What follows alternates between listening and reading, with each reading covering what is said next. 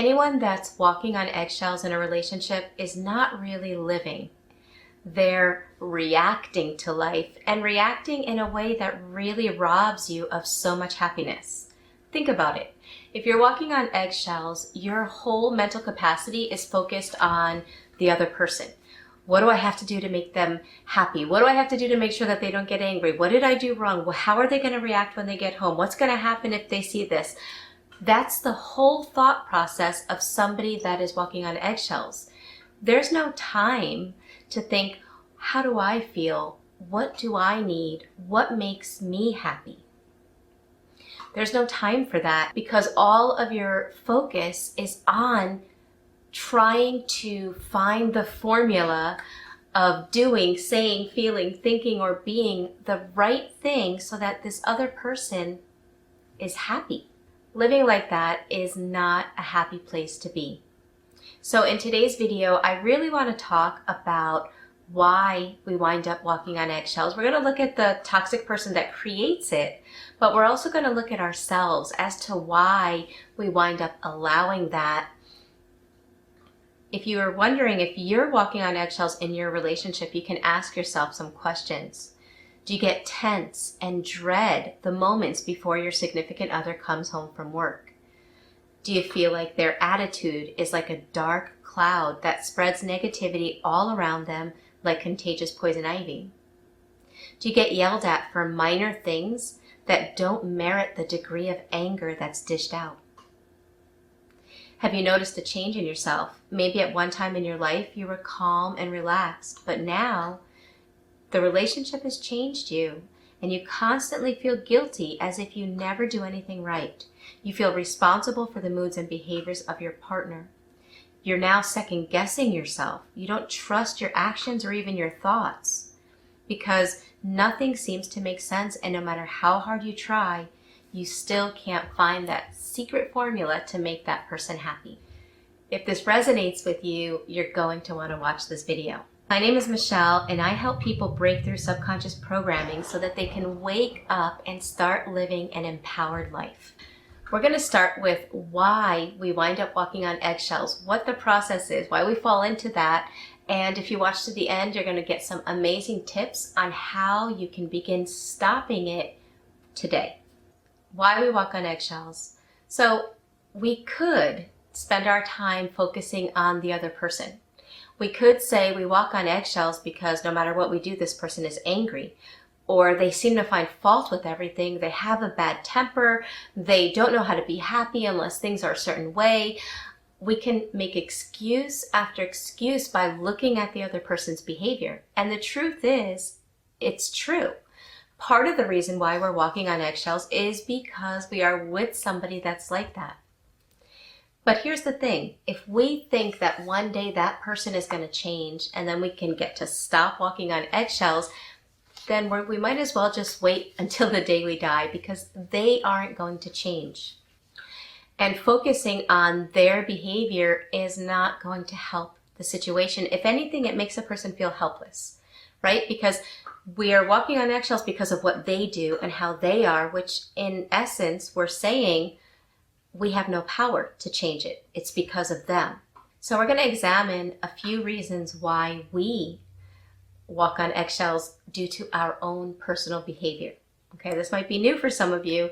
Again, it's a little bit uncomfortable when we put the mirror on ourselves. It's a whole lot easier when we're looking at the other person, but I promise you, when you are willing to go outside of your comfort zone and look at yourself, and you're willing to go and you're willing to change behaviors that are limiting and not working for you, but working against you, that's when the shifts really take place.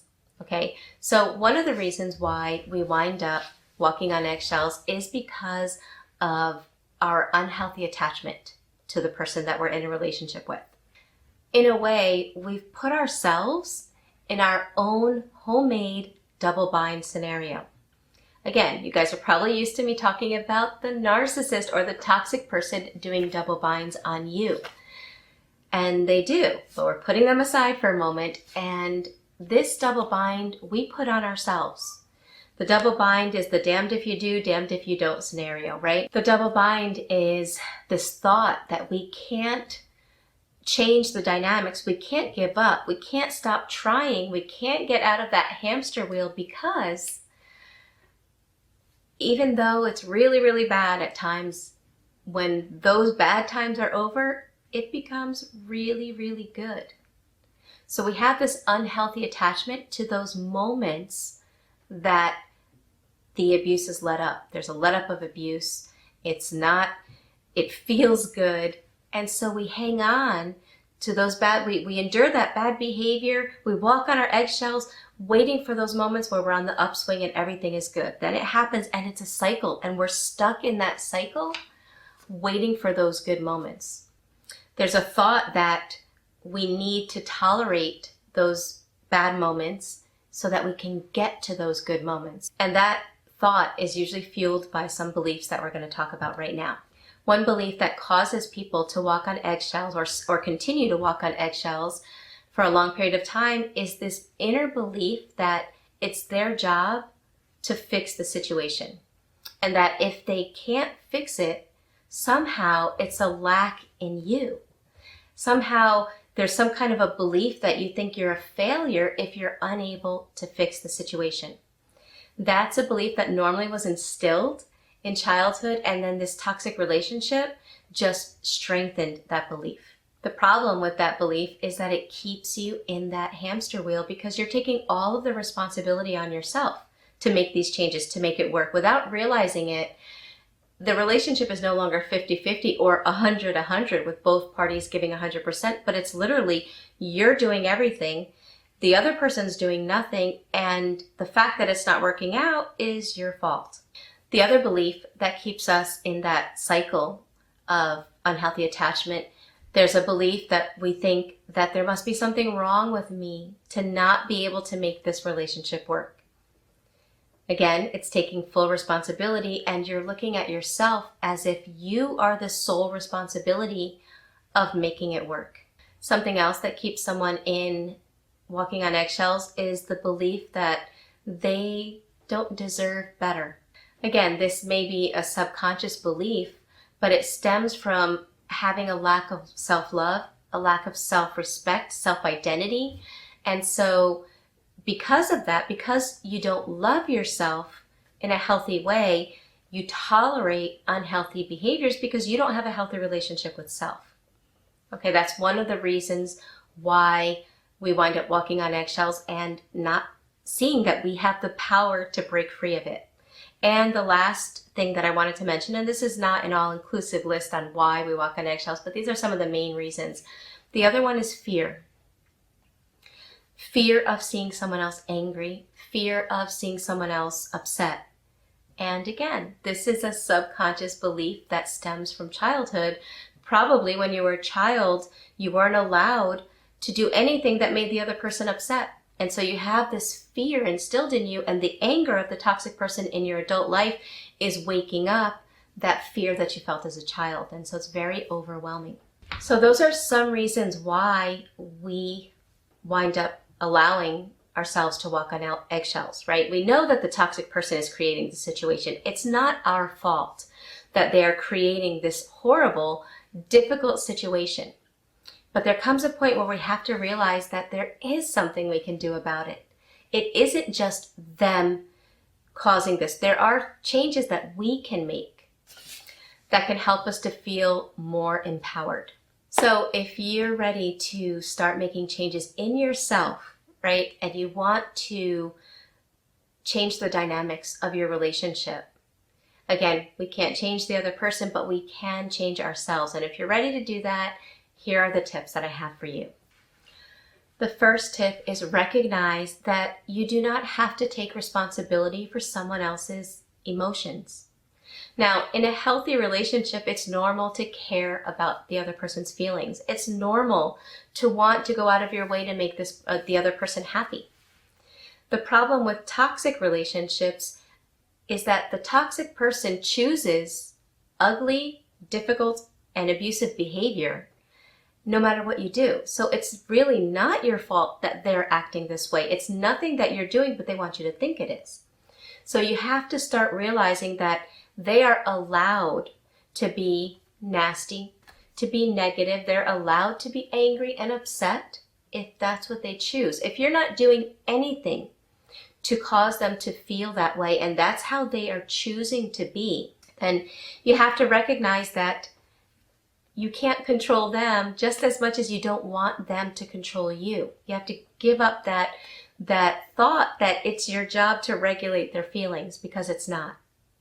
So it's a new thought. You're going to have to say in your mind, I'm allowed to stay me. I'm allowed to be happy. If I'm feeling happy before this person gets home, and then they get home and I let that happiness go, I'm allowing them to take my happiness just because they're not happy. So you have to realize, so you have to use your inner dialogue to help you, and you have to notice their mood and notice yours, and notice that they're two separate moods, and you're allowed to stay happy even if that person chooses to be miserable. Number 2 is not easy. It's owning the pattern that you have to break within yourself. It would be wonderful if the toxic person broke their bad habits or their patterns that weren't working for the relationship. But again, we can't help them to do anything. We can't make them do anything, I should say. But there are patterns that you can break within yourself. So one of the patterns that we allowed, and I'm guilty of this too, was allowing someone to treat us that way without realizing that we didn't have to. We allowed somebody to treat us this way, and we were trying harder and harder to make them happy without noticing that they were making us miserable. The whole focus was on trying to make them happy at the expense of your health, of your sanity. So that pattern has to be broken, and you have to realize, and we have to get to the point where we realize that we need to teach people how to treat us. I know that's hard, and it might sound impossible if you're dealing with somebody that is high on the scale of narcissism, but the following tips are going to help you. This third tip is powerful, and it's get back to your authentic self. Okay? In the relationship, you're not your authentic self. If you're walking on eggshells, you're not even you. You don't even notice yourself. A lot of the times you stop, or have been trained and conditioned to stop being your authentic self because somehow it was a threat to the toxic person. So in order to get back to your authentic self, you really have to be self-aware of your thoughts, self-aware of your needs, self-aware of your wants, self-aware of what feels right and good to you. So that focus that you've had on the other person, on what they're going to feel, how they're going to respond, how they're going to act, you kind of have to let that go. They're going to be who they want to be. They're going to choose to do and be themselves. And I'm sure if you look back on the relationship, there's a definite pattern there. So you let go of those thoughts that are directed around that person, and you ask yourself, what do I need today? What will make me happy today? What can I do that will help me to feel fulfilled? You may find that you've changed a lot, because toxic people find an immense amount of pleasure remolding someone into something that they're not. In fact, they love to remold a healthy person to carry their pathology. So you look more and more mentally unstable, and they look more stable. So stop allowing them to mold you into something that you're not. And how you do this is, if you notice that there's something you enjoy doing, and the thought pops into your head, oh, I can't do that. I can't exercise because he or she will criticize me. I can't call a close friend that's very dear to me or family member because he or she will get angry. I can't take a walk without that person with me because they don't like when I do that alone. Every time you get those thoughts and you stop doing what your authentic self wants to do, you're allowing the other person to mold you and to basically erase your core identity. So from now on, when those thoughts come up, you can remind yourself, well, am I doing anything wrong with calling a close family or friend? Am I doing anything wrong with taking a few minutes of peace to myself to take a much needed relaxing walk?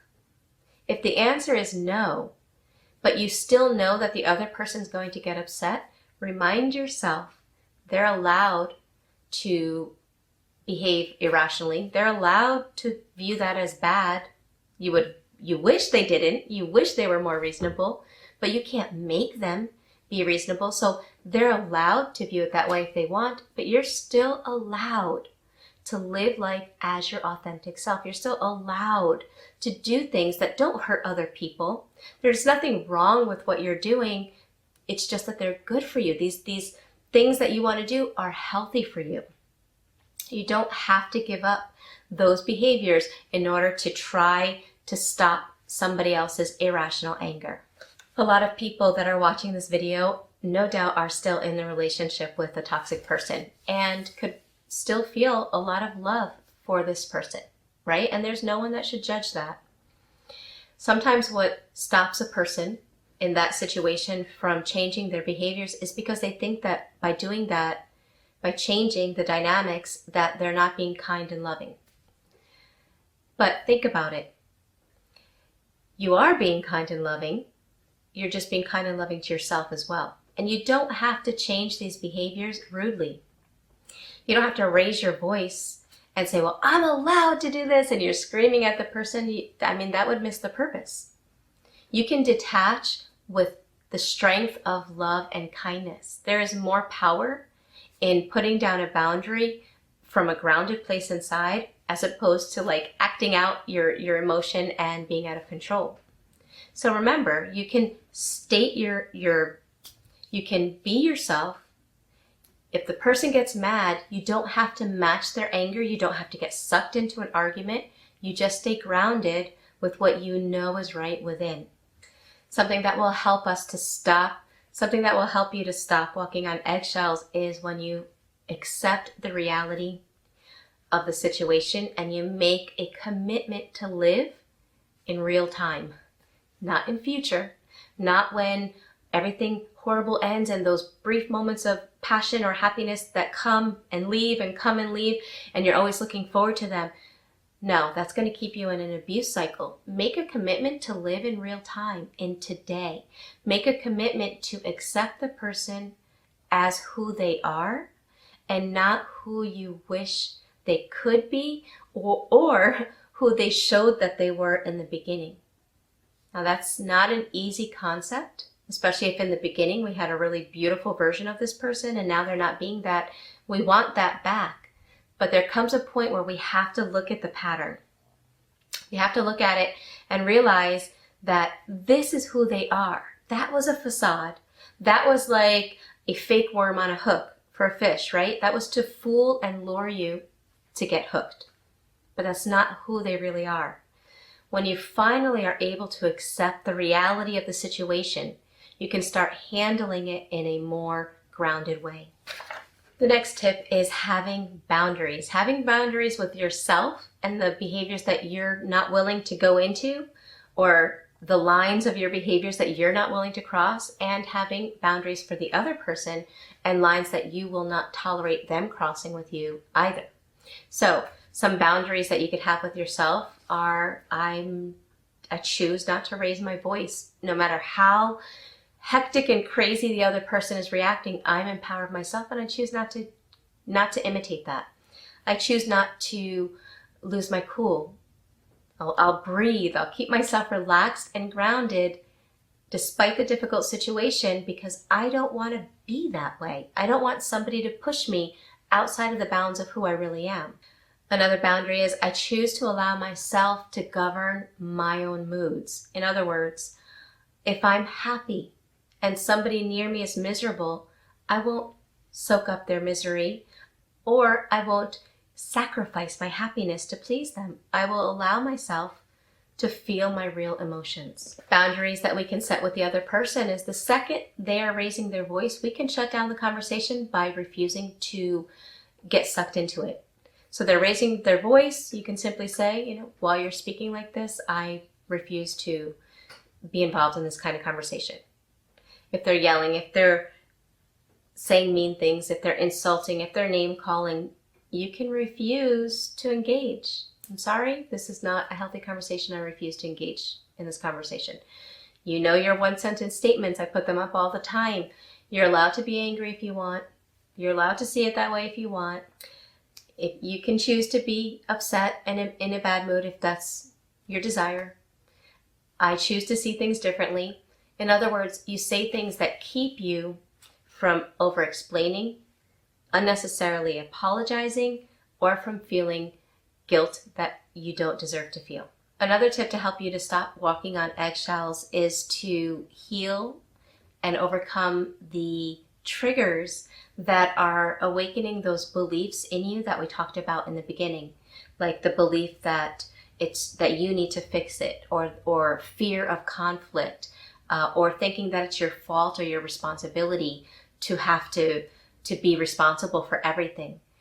Those beliefs come from someplace else. They weren't just started in this relationship. So if you can heal where they come from, then it's going to be a lot easier to handle those emotions when the toxic person in your life brings them out in you. A lot of you are familiar with the observe, don't absorb technique. So start noticing what the person is doing instead of absorbing it. In other words, they come home with this negativity and they're spreading negativity in their expression and their tone of voice, but maybe they're saying they're fine, right? They're happy. What's wrong with you for even asking? When they're doing that, rather than be soaking it up, you can notice it and say, oh, there they are, once again, coming home, pretending they're fine, saying they're fine, but their body language and their behavior shows something else. That's typical. That's how they are. So you're observing it without absorbing it. And at those moments, you can remind yourself of the 3 C's. I didn't cause it, I can't control it, and I can't cure it. When you state that in your mind at the moment that you're observing without absorbing, you're helping yourself to not fall into that familiar road of, it's my responsibility, I need to fix it. You're keeping yourself out of that limiting belief. And the last tip is to have a good support system. If you're in a relationship with a toxic person, you've probably lost your support system. The problem with that is when you're walking on eggshells and you're having a relationship with somebody that is constantly denying your reality and making you feel bad for the reality that really is, then you can lose sight of reality. You really can. And you can start to lose that trust in yourself, the trust in the ability to determine if certain behaviors are toxic or not. And I always know in my face-to-face coaching, when somebody has been living with a toxic person for a long time, walking on eggshells for a long time with no outside support, they wind up asking things like, is it normal that I got upset because he or she cheated on me? Is that normal? Is it normal that I'm upset when they scream obscenities at me? Am I being too sensitive? In other words, they start questioning things that are obvious that any normal person would be upset about, but they've lost that trust in themselves. And that comes from living in an environment like that, walking on eggshells for such a long period of time without anyone to help you have any kind of clarity. So the toxic person is not going to like if you start reaching out and having friends, but we talked about how to handle that in the tips, right? We talked about living like your authentic self, even if somebody else chooses to not like that. And again, all of these tips, these are tips for people that are undergoing severe emotional and psychological abuse, but not physical or, again, if their life is in danger, then these tips wouldn't apply because it could be dangerous. Those are some tips. They don't happen overnight. It's not about watching this video and tomorrow you're a new person, but tomorrow you can start making small changes, applying some of those tips, and then slowly, gradually applying more and more, so that rather than living a life where you're reacting to someone else, you can begin living life as your authentic self.